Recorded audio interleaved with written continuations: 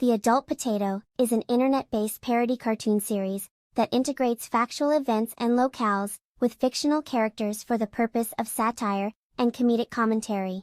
Any resemblance of these fictional characters to actual persons living or dead is purely coincidental and not intentional, unless specifically stated.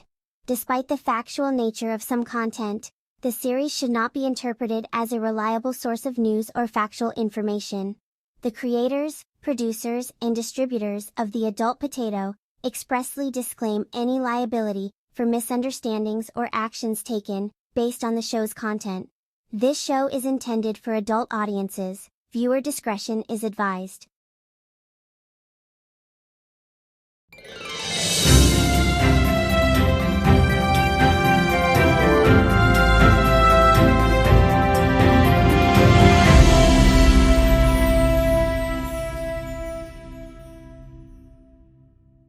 Welcome to another episode of The Adult Potato. I'm Trish Stovies.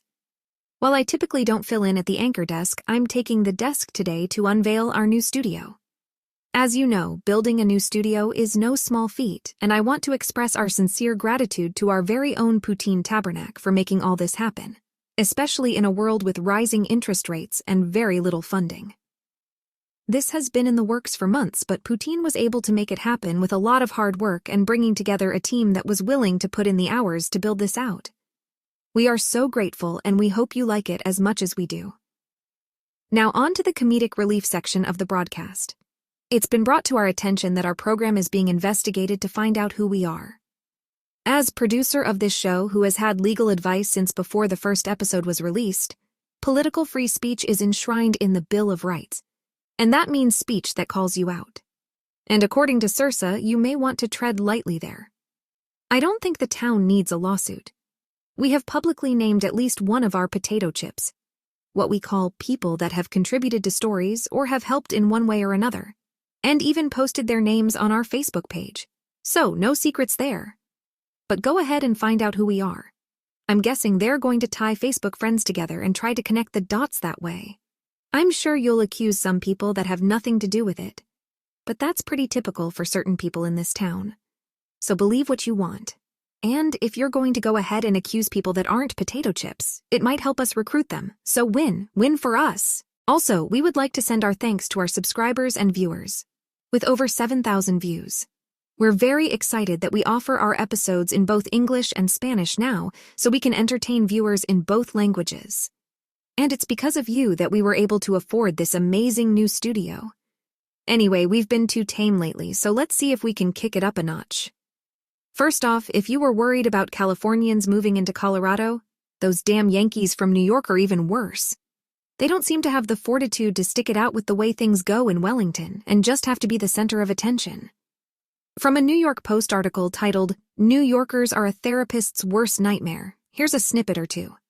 New Yorkers are a notoriously neurotic, self-absorbed bunch, and it goes beyond the usual Woody Allen cliches. A 2015 survey by the New York City Department of Health found that 1 in 5 adults living in NYC, that's 20%, suffer from depression or some other kind of mental health disorder, compared to 6.7% nationally.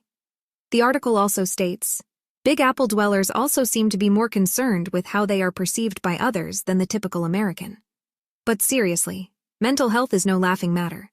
We are fortunate to have a world-class behavioral health facility opening here in Larimer County, hopefully by the end of the year. With the addition of the community service center that we anticipate being fully funded, our residents will have ready access to mental health providers. Now we just need to get insurance companies to more fully fund this health care, just as they do for all other healthcare needs. And nationally, we need more people going into this field. Also, if you are having thoughts of self-harm, please call or text 988 and talk with someone. And if this type of content triggers you, please don't watch it. As stated in the description of every episode on YouTube, The Adult Potato is a parody news program. We're not for everyone. If this triggers your mental health, please do not watch it. Back to the show. The town has been pretty calm with the trustee meetings being relatively stable. Most of the drama and nefarious activity stays below ground, lurking in emails and on the internet. But, like any good investigator knows, anything online can likely be tracked and exposed, especially things that you don't want others to know about. The big drama has been with the Wellington Fire District losing both the fire marshal and fire chief. And another firefighter is leaving to go to a different location. Thank God July 4th is behind us. Hopefully we can get more firefighters to fill empty spots. Otherwise we may end up getting consolidated into another fire department. I'm not sure that is something that this community wants. But if things don't turn around, it has to be on the table as an option. We can't go back to the ways things were run in the past with illegal finance transactions. But if the public isn't willing to attend the monthly meetings, either in person or on Zoom, we get what we get. We have hopes that the members of the board will start to let down their guards a bit and get to know each other better. There's definitely been some baggage and good reasons for how they're acting, but trust building and agreements that make every member of the board feel secure can go a long way. I really think that a short-term outline of immediate needs without biting off too much could help the board find some common ground. Finally, we want to remind you to support the staff at the town of Wellington. It's a high-stress job, and we've heard from several past town employees that working under some people on the board doesn't make it any easier. And with the finance committee complaining about spending money on a lunch here and there for job applicants, you know it sucks. If you can't even wine and dine a potential employee, they're not spending any money on end-of-the-month donuts. But you get a dinner and a water cup once a year, so there's that. And a big shout-out to all who were involved in the Spargstoberfest food truck rally last weekend. Whether you were a volunteer, a vendor, or they're spending money. Lots of props to Linda Stoddard and Melanie Murphy and all the other volunteers who made the event absolutely amazing. We're lucky to have you in this town. What the hell? Ew! Squirrel, someone call the exterminator. This is a no-squirrel zone. Okay, well, thanks for joining us. We'll be back with a new episode soon and we'll try to keep them spicy for you. In the meantime, lock those doors. You never know what wannabe investigator is going to try to go snooping around your house. Oh, crap, what happened to the lights? Well, that's what you get for hiring a local, well-connected electrician in this town. Should have known better since the hotel recommended them. And they cost an arm and a leg. Won't be using them again.